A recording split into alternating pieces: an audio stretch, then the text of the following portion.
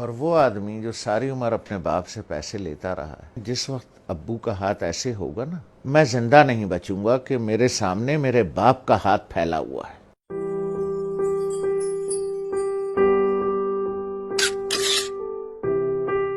ایک دن میں بیٹھا ہوا تھا، اسلام آباد سے گیا تھا کراچی، نوکری میں تھا، تو ہم امی کے کمرے میں بیٹھے تھے، وہ اپنے سامنے بیٹھی ہوئی تھیں، تو میری ایک ہی بہن پاکستان میں ہے، اس کے تینوں بچے بھی آئے ہوئے تھے، وہ بھی آئی ہوئی تھی، تو ادھر صوفہ رکھا تھا تو اس پہ میں بیٹھا تھا، 2 لوگوں کا صوفہ تھا ہے وہ، تو والد صاحب برابر میں بیٹھے تھے، تو سب لوگ باتیں کر رہے تھے، تو میں نے کچھ 2-4 پیسے نکال کر کے والد صاحب کو ویسے ہی پیش کر دیے۔ تو میں نے عین اس موقع پر یہ کیا کہ جب میں سمجھا کہ کوئی نہیں دیکھ رہا ہے، ٹھیک ہے،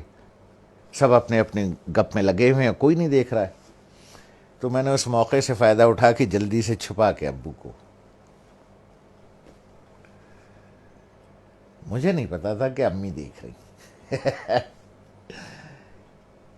تو انہوں نے بڑے زور سے کہا دوبارہ دو، جیسے وہ ذرا سختی سے بات کرتی ہوں، تو مجھے یہ تو پتا چل گیا کہ انہوں نے دیکھ لیا، تو میں سوچ رہا ہوں کہ یہ کیوں کہہ رہی ہیں دوبارہ دو۔ ان کا نواسا ساتھ بیٹھا تھا، حمزہ، جو ماشاءاللہ 6.25 فٹ کا ہے،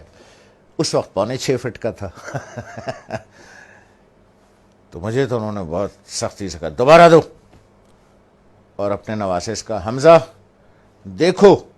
ماموں نانا کو کیسے پیسے دے رہے ہیں۔ تو میں نے جیب سے جو بھی پیسے نکالے یہاں رکھ کے والد صاحب کو ایسے یوں کر کے چھپا کے پیش کر دیے،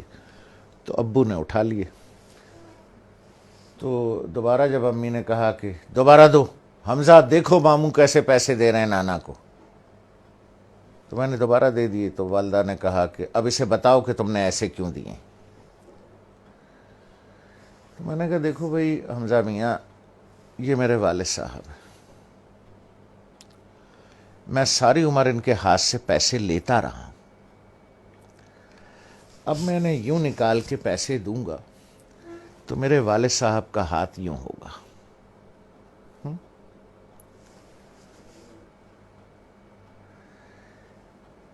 اور وہ آدمی جو ساری عمر اپنے باپ سے پیسے لیتا رہا ہے، جب میں نے کہا اپنے بھانجے سے، میں نے کہا حمزہ میاں جس وقت ابو کا ہاتھ ایسے ہوگا نا، تو میں تو مر جاؤں گا، مجھے ہارٹ اٹیک ہو جائے گا، میں زندہ نہیں بچوں گا کہ میرے سامنے میرے باپ کا ہاتھ پھیلا ہوا ہے، اس لیے بیٹا میں ایسے دیتا ہوں یہاں رکھ کے کہ والد صاحب یہاں سے اٹھا لیں، انہیں میرے سامنے ہاتھ نہ پھیلانا پڑے، جس طرح سے پرانے وقتوں میں بادشاہوں کو نظر اور نیاز دی جاتی تھی نا یوں کر کے، اور بادشاہ اگر قبول کر لے اٹھا لے تو وہ نیاز قبول ہو جاتی تھی، جیسے آج بھی مزاروں پر ادھر ادھر پیروں کو ایسے کر کے نظر دی جاتی ہے، پیر صاحب ہاتھ لگا دیتے ہیں یا کبھی کبھی اٹھا بھی لیتے ہیں،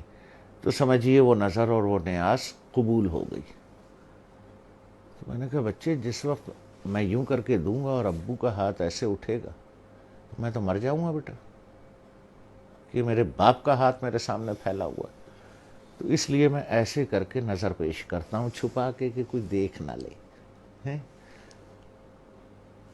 کہ باپ ہاتھ پھیلا رہا ہے، نہیں نہیں نہیں، باپ نظر قبول کر رہا ہے، اس نے ہاتھ لگا دیا تو قبول ہو گیا۔ اب وہ حدیث مبارک کا مفہوم ذہن میں لائیں، جب سرکار رحمت اللہ عالمین صلی اللہ علیہ وسلم نے بیٹے کا گریبان پکڑ کے کہا کہ تو اور تیرے پاس جو کچھ ہے تیرے باپ کا، لوگ بھاگتے ہیں، میں آخری بات کروں، لوگ بھاگتے ہیں وہ فلانے پیر صاحب سے دعا کرا لیں، ہیں جی، وہ فلانے مزار پہ دعا کر لیں، وہ پیر صاحب کا جھوٹا پانی پی لیں، ہیں جی، وہ پیر صاحب کی جوتیاں اٹھا لیں، بخشے جائیں گے، ثواب ملے گا۔ ارے یار 2 عدد پیر تمہارے گھر میں بیٹھے ہیں،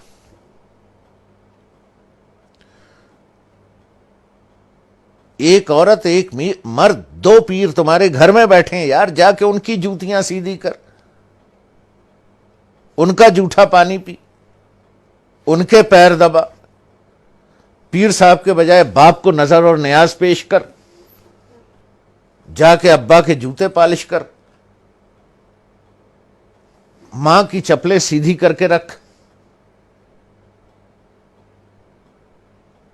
دو پیر گھر میں بیٹھے ہیں، ان کو چھوڑ کے اللہ کو ڈھونڈنے کہیں اور جاتے ہو، شرم نہیں آتی؟